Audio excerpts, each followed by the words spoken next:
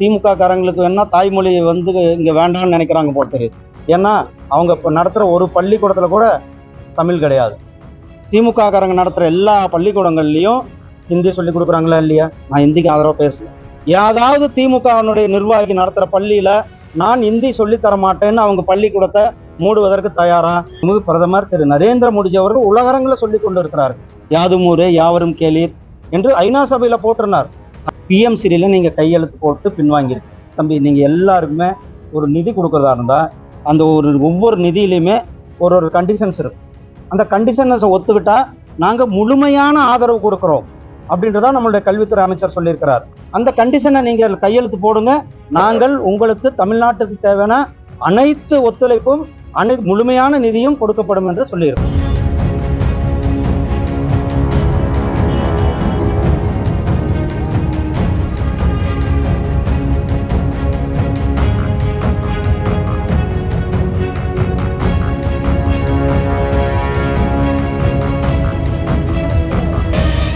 வீரவேல் முருகனுக்கு, ஞானவேல் முருகனுக்கு, கந்தவேல் முருகனுக்கு.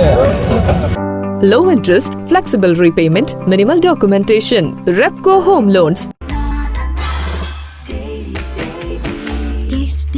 Taste 45 வயது கடந்த பெண்களா நீங்கள்? கருப்பை புற்றுநோய் குறித்த சந்தேகங்களுக்கான தங்கம் கோப்பை இலவசமாய் அணுகுங்கள். தங்கம் புற்றுநோய் சிகிச்சை மையம், நாமக்கல் மற்றும் கான்பூர். சகோதரர்களே, ரொம்ப நாளைக்கு பிறகு திருப்பரங்குன்றம் வந்திருக்கிறோம்.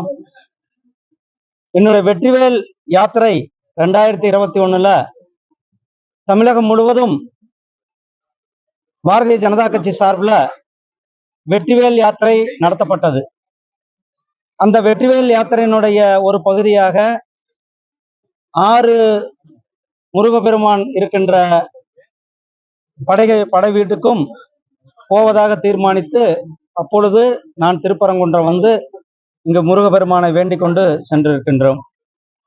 இன்றைக்கு 6 படை வீடுகளில் முதல் படை வீடாக திருப்பரங்குன்றம் முருகப்பெருமானை தரிசித்துவிட்டு நானும் மரியாதைக்குரிய திரு காடேஸ்வர சுப்பிரமணியஜி அவர்களும் எங்களுடைய நிர்வாகிகள் எல்லாம் கலந்து கொண்டு இன்றைக்கு தரிசித்து விட்டு மலை மேல இருக்கிற திருப்பரங்குன்றம் மலை மேல இருக்கிற காசி விஸ்வநாதரையும் மேலே போய் தரிசிக்க இருக்கிறேன். இதுக்கு முன்னே உங்களை முடிச்சுட்டு மேலே போய் தரிசனம் செஞ்சுட்டு இப்போ வரலான் இருக்கிறோம். உங்களுக்கு தெரியும், சமீப காலமாக இங்கு நடந்த விஷயங்கள் ஒரு விரும்பத்தகாத விஷயங்கள்ல மக்களுடைய, குறிப்பாக பெரும்பான்மையான மக்களுடைய, இந்து மக்களுடைய மனதை புண்படுத்தும் விதமாக இந்து வழிபாட்டு உரிமை, குறிப்பாக சைவ வழிபாடு, முருக வழிபாடு செய்கின்ற இடங்கள்ல இந்த பகுதியில விரும்பத்தகாத சம்பவங்களை செய்து கொண்டிருக்கிறார்கள். தமிழக அரசாங்கம் அவர்கள் மீது கடுமையான நடவடிக்கை எடுக்க வேண்டும். உங்களுக்கு எல்லாம் தெரியும், 1931 பிரிவி கவுன்சில்ல, அப்போ அந்த பிரிவி கவுன்சிலுடைய நீதிமன்றத்திலேயே இந்த ஒட்டுமொத்த மலையும் மொத்தம் 33 சென்ட் தவிர ஒட்டுமொத்த மலையும் முருகப்பெருமானுக்கே சொந்தம் என்று தீர்ப்பளிக்கப்பட்டிருக்கிறது. ஆனா அதை மீறி இந்த தீர்ப்புக்கு மாறாக 1983 ரெவன்யூ டாக்குமெண்ட்ஸ்ல திடீரென அந்த யூடிஆர் பதிவுல இந்த மலை தமிழ்நாடு அரசாங்கம் தன்னுடைய ரெவன்யூ டாக்குமெண்ட்ல சிக்கந்தர் மலை என்று தவறாக குறிப்பிட்டிருக்கிறார்கள். வருவாய்த்துறை ஆவணங்கள்ல பாத்தீங்கன்னா திருப்பரங்குன்றம் என்றே இருக்க வேண்டும், மலை என்றுதான் இருக்க வேண்டும். ஆனால் மாறாக கொடுத்திருக்கிறார்கள். 1994 நடந்த நீதிமன்றத்தினுடைய ஒரு தீர்ப்புல மலையில உச்சியில 30 ஆண்டுகளாக இந்து சமுதாயத்தின் மேல மலை உச்சியில கார்த்திகை தீபம் ஏற்றணும்னு சொல்லிட்டு இருக்கிறாங்க. ஆனா அந்த 1994 ஜட்ஜ்மெண்ட்ல ரொம்ப தெளிவா சொல்லியிருக்காங்க, இந்து சமய அறநிலைத்துறை மலை மேல கார்த்திகை தீபம் ஏற்ற வேண்டும் அப்படின்னு சொல்லியிருக்கிற அந்த உயர்நீதிமன்ற நீதிமன்ற ஆணையை இந்து அறநிலைத்துறை மதித்து மலை உச்சியில, திருப்பரங்குன்றம் மலை உச்சியில கார்த்திகை தீபத்தை ஏற்ற உடனடியாக முன்வர வேண்டும். தமிழகம் முழுவதும் இருக்கின்ற, உலகம் முழுவதும் இருக்கின்ற தமிழ் மக்கள் சார்பாக, முருகபெருமானை வழிபடுகின்ற முருக பக்தர்கள் சார்பாக இந்த கோரிக்கையை நான் வைக்கின்றேன்.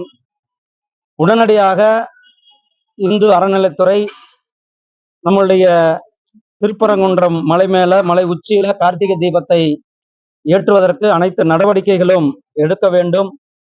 அதே போல பாத்தீங்கன்னா, இந்த கோயில் ஒரு சைவ திருத்தலம். நம்ம தெரியும், நம்ம ஊர்கள்ல கருப்பனார் வேண்டுறோம், கருப்பனாருக்கு நம்ம பலியிடுதல் நம்ம பண்றோம். அதே மாதிரி மதுரை வீரன் சாமிகள் வேண்டும் போது அங்க பலியிடுறோம். அது நாம இந்த கிராமத்தை காக்கின்ற கோயில்கள்ல காவல் தெய்வங்களை போற்றும் விதமாக நாம் கொண்டாடும் பொழுது அங்கு நாம் பலியிடுகின்ற வழக்கம் நம்மளுடைய இந்து சமுதாயத்துல காலங்காலமாக நாம் போற்றிக் கொண்டிருக்கின்றோம்.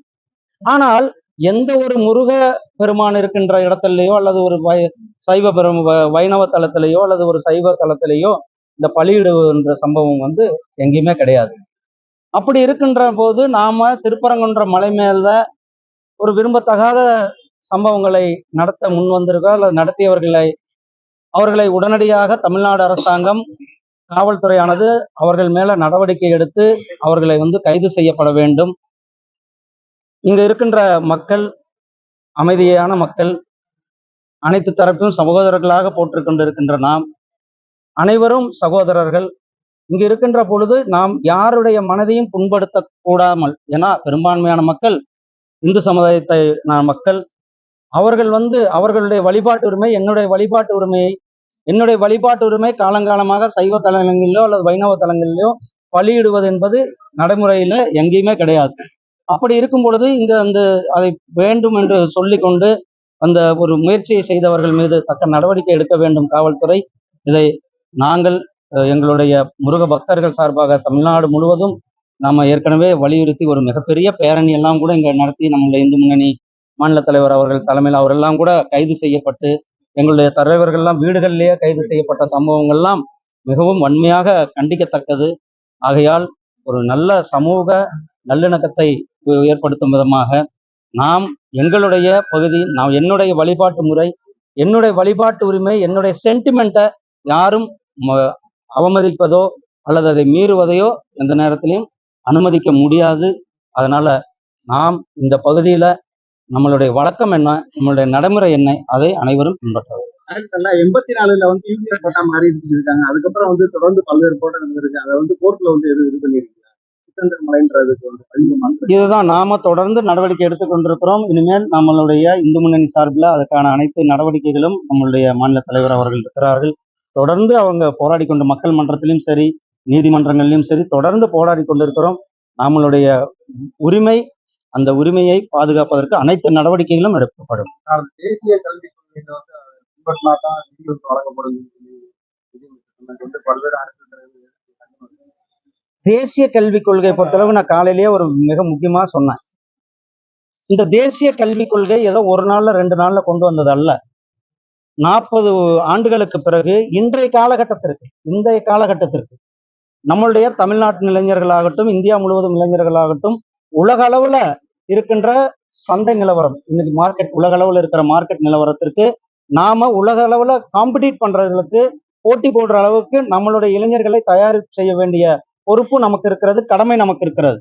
அதே போல இந்த புதிய கல்விக் கொள்கையானது சர்வதேச தரத்துல ஆராய்ச்சிகளை ஊக்குவிக்குவதற்கும், நம்மளுடைய மாணவர்களை சர்வதேச அளவில் அவர்கள் பங்களிப்பை கொடுப்பதற்கான ஒரு ஊக்குவிப்பை கொடுப்பதுதான் நம்மளுடைய புதிய தேசிய கல்விக் கொள்கை. இதை விட கூட முக்கியம், புதிய தேசிய கல்விக் கொள்கை நம்மளுடைய தாய்மொழியை ஊக்குவிக்கின்ற தேசிய கல்விக் கொள்கை.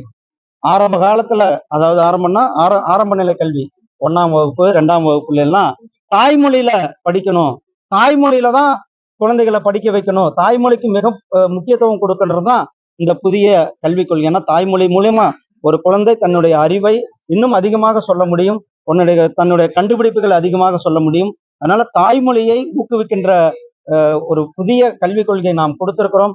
ஏன்னா திமுக காரங்களுக்கு வேணா தாய்மொழி இங்க வேண்டாம்னு நினைக்கிறாங்க போல தெரியுது.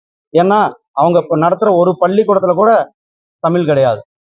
திமுக காரங்க நடத்துற எல்லா பள்ளிக்கூடங்கள்லயும் ஹிந்தி சொல்லி கொடுக்குறாங்களா இல்லையா? நான் ஹிந்திக்கு ஆதரவா பேசல. ஆனா எல்லா பள்ளிக்கூடங்கள்லயும் ஹிந்தி சொல்லி கொடுக்குறாங்க. ஏதாவது திமுகவினுடைய நிர்வாகி நடத்துற பள்ளியில நான் ஹிந்தி சொல்லி தர மாட்டேன்னு அவங்க பள்ளிக்கூடத்தை மூடுவதற்கு தயார் இல்லை. ஏன்னா சாதாரண ஏழை எளிய மக்கள் படிக்கின்ற, சாதாரண கவர்மெண்ட் ஸ்கூல்ல படிக்கின்ற ஏழை எளிய மக்கள், வறுமை கோட்டு கீழே உள்ள மக்கள், பட்டியலின மக்களினுடைய அவங்க தான் அரசு பள்ளிகளில் படிக்கிறாங்க. அந்த அரசு பள்ளிகளில் படிக்கிற குழந்தைகள் வேறொரு மொழி கற்பதில் என்ன பிரச்சனை? அதாவது நாம இந்த மொழி தான் கத்துக்கணும்னு சொல்லல. மும்மொழி கொள்கை. நீங்க தமிழ் கத்துக்கலாம், இங்கிலீஷ் கத்துக்கலாம். இதை தவிர ஒரு மொழி, அது மலையாளமாக இருக்கட்டும், தெலுங்காக இருக்கட்டும், கன்னடமாக இருக்கட்டும், உருதாக கன்னடமாக இருக்கட்டும், ஒரியாக இருக்கட்டும், மராட்டியாக இருக்கட்டும், இப்படி எத்தனையோ மொழிகள் இருக்கு. தமிழ் மொழியை உத்தரப்பிரதேச 3 மொழி கொள்கை வரும்பொழுது தமிழ் மொழியை உத்தரப்பிரதேச பள்ளிகளில் கற்பிக்கப்படும். ஏற்கனவே உத்தரகண்ட்ல அதற்கான நடவடிக்கைகள் எடுத்துக்கொண்டு இருக்கிறார்கள். அதே போல ராஜஸ்தான்ல படிக்கிறதுக்கு மாணவர்கள் தமிழ் என்பது மிக முக்கியமான மொழி, மிக பழமையான மொழி, மிகவும் தொன்மையான மொழி என்பது நம்மளுடைய தேசிய தலைவர், மரியாதைக்குரிய நம்மளுடைய மாண்புமிகு பிரதமர் திரு நரேந்திர மோடிஜி அவர்கள் உலகரங்களை சொல்லி கொண்டு இருக்கிறார்கள். யாதும் ஊரே யாவரும் கேளீர் என்று ஐநா சபையில போட்டிருந்தார். தமிழுக்கு இன்றைக்கு மரியாதை கொடுக்கும் விதமாக 3 வருஷமா காசி தமிழ் சங்கமம் நடத்தி கொண்டு இருக்கிறது. நேற்றைக்கு முன்தினம் காசி தமிழ் சங்கமானது தொடங்கி வைக்கப்பட்டிருக்கிறது. உத்தரப்பிரதேசத்தினுடைய முதலமைச்சர் மரியாதைக்குரிய யோகி ஆதித்யநாத்ஜி அவர்கள் தொடங்கி வைத்து தொடர்ந்து 25ஆம் தேதி வரலும் நடைபெற்ற இருக்கிறது. அதனால தமிழ் மேல அதிக முக்கியத்துவம், தமிழ் மொழிக்கு, தமிழ் பண்பாட்டுக்கு, தமிழ் கலாச்சாரத்திற்கு முக்கியத்துவம் கொடுப்பது பாரதிய ஜனதா. உங்களுக்கு தெரியும், நம்ம மதுரையில இருக்கிறோம். ஜல்லிக்கட்டை யாரு ஒழிச்சது? ஜல்லிக்கட்டு நடக்கக்கூடாதுன்னு அப்ப இருந்த காங்கிரஸ் அரசாங்கமும் திராவிட முன்னேற்ற கழக அரசாங்கமும் அதை நடத்த விடாம பண்ணாங்க. ஆனால் நம்மளுடைய மாண்புமிகு பிரதமர் திரு நரேந்திர மோடிஜி அவர்கள் தலையிட்டு ஜல்லிக்கட்டு தமிழர்களுடைய உரிமை, ஜல்லிக்கட்டு தமிழர்களுடைய வீர விளையாட்டு, ஜல்லிக்கட்டை கொடுத்த ஆக வேண்டும் என்று நம்மளுடைய மாண்புமிகு பிரதமர் திரு நரேந்திர மோடிஜி அவர்கள் கொடுத்தார். அதனால தமிழ்நாட்டு மேல, தமிழ் மக்கள் மேல, தமிழ் பண்பாட்டின் மேல அதிக பிரியம் உள்ளது பாரதிய ஜனதா கட்சி, எங்களுடைய பிரதமர் அவர். மத்திய அரசு திட்டங்கள்ல எந்த விதமான தமிழகத்துக்கு எந்த நிதி ஒதுக்கீடு இல்லைன்னு நேற்று விளக்கமா நாங்க சொல்லியிருக்கோம். கிட்டத்தட்ட 11 லட்சம் கோடி ரூபாய் கடந்த 10 ஆண்டுகள்ல கொடுத்திருக்கோம். உங்களுக்கு ஒரு சின்ன உதாரணம் புரிதலுக்காக சொல்றேன். 2009 இருந்து 2014 வரலும் ஆட்சியில் இருந்தது யாரு? யூபி அரசாங்கம். 2009 இருந்து 2014 வரலும் யூபி அரசாங்கம். யூபி அரசாங்கத்துல மிக முக்கியமான யூபி அரசாங்கத்தையே திருப்பி போடுற அளவுக்கு அதுல ஒரு டிக்டேட்டர்ஷிப்பாக இருந்தது திமுக கவர்மெண்ட். திமுகவினுடைய கூட்டணியில் இருந்தப்போ அந்த 5 வருஷத்துக்கு ரயில்வே துறைக்கு ஒரு சும்மா சாயம்பல் தான் கொடுக்குறோம். மற்ற 5 வருஷத்துக்கு ரயில்வேக்கு கொடுத்த வெறும் தொகை 5 வருஷத்துக்கு வெறும் 800 கோடி ரூபாய். ஆனால் எங்களுடைய பிரதமர் திரு நரேந்திர மோடிஜி அவர்கள் போன வேர்டு ரயில்வேக்கு மட்டும் கிட்டத்தட்ட 6000 கோடி ரூபாய், இந்த ரயில்வேல கிட்டத்தட்ட 6600 கோடி ரூபாய், 9 புதிய ரயில் பாதைகள் கொடுக்கப்பட்டிருக்கிறது. மதுரை ரயில் நிலையம் நீங்க போய் பாருங்க, இன்னைக்கு சர்வதேச அளவுல ஒரு மிகப்பெரிய விமான நிலையத்துக்கு ஈக்குவலாக மதுரை ரயில்வே நிலையத்தை கொடுத்திருக்கிறோம். மதுரை விமான நிலையத்தினுடைய 2ஆம் விரிவாக்கத்திற்கான பணிகள் நடந்து கொண்டிருக்கிறது. திருச்சிராப்பள்ளியினுடைய சர்வதேச விமான நிலையத்தை கொடுத்திருக்கிறோம். அது இல்லாம தஞ்சாவூர், வேலூர் மாதிரி, சேலம் மாதிரி ஊர்களில் விமான நிலையக்கான பணிகள் நடந்து கொண்டிருக்கிறது. மதுரையில எலிவேட்டட் ஹைவே நாம் போட்டிருக்கிறோம். நத்தம் அந்த பகுதிக்கான ஒரு எலிவேட்டட் ஹைவே. அதே மாதிரி இன்றைக்கு பாருங்க, Madurai to Kollam express highway, அதே மாதிரி Chennai to Bangalore express highway, Chennai to Visakhapatnam express highway, Vande Bharat, மதுரையிலிருந்து பெங்களூருக்கு ஒரு வந்தே பாரத் ரயில், மதுரை வழியாக சென்னையிலிருந்து திருநெல்வேலி நாகர்கோயிலுக்கு ஒரு வந்தே பாரத் ரயில். இப்படி தமிழ்நாட்டினுடைய வளர்ச்சி நான் இன்னும் சொல்லிக்கிட்டே போலாம். தமிழ்நாட்டுக்கு நம்ம என்ன பண்ணியிருக்கணும்? கிட்டத்தட்ட 11 லட்சம் கோடி ரூபாய் நிதி நம்ம கொடுத்திருக்கிறோம். இந்த நிதியாண்டிலும் நிதி கொடுத்திருக்கிறோம். ஒவ்வொரு டிபார்ட்மெண்ட்டும் அவர்களான பணிகளை நாம் இங்கே செய்து கொண்டிருக்கிறோம். தமிழ்நாட்டுக்கு முன்பு எப்போதும் இல்லாத விட மிக அதிகமான நிதியையும் முக்கியத்துவம் கொடுத்து கொண்டிருக்கின்றோம். ஆனா யாராவது ஒரு பேர் சொல்லுங்கண்ணா. ஆனா உங்களுக்கு நான் பதில் சொல்லிட்டேன், விடுங்கண்ணா. பதில் சொல்றேன்.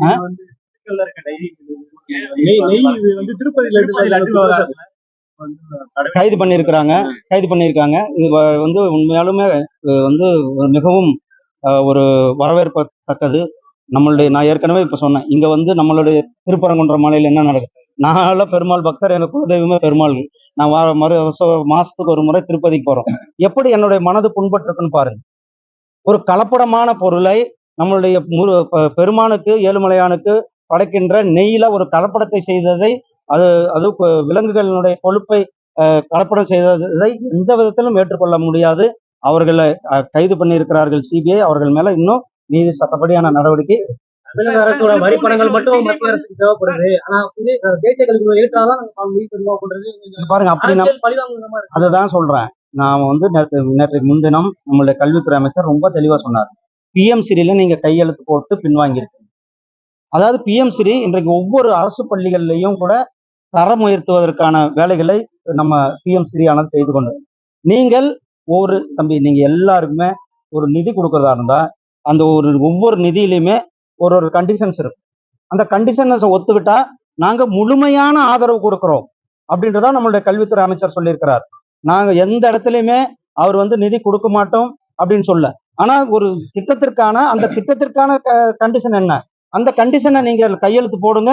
நாங்கள் உங்களுக்கு தமிழ்நாட்டுக்கு தேவையான அனைத்து ஒத்துழைப்பும் முழுமையான நிதியும் கொடுக்கப்படும் என்று சொல்லியிருக்கோம். நன்றி அண்ணா. Low interest, flexible repayment, minimal documentation. Repco Home Loans. Taste Daily. 45 வயது கடந்த பெண்களா நீங்கள்? கருப்பை புற்றுநோய் குறித்த சந்தேகங்களுக்கான தங்கம் ஹோப்பை இலவசமாய் அணுகுங்கள். தங்கம் புற்றுநோய் சிகிச்சை மையம், நாமக்கல் மற்றும் கான்பூர்.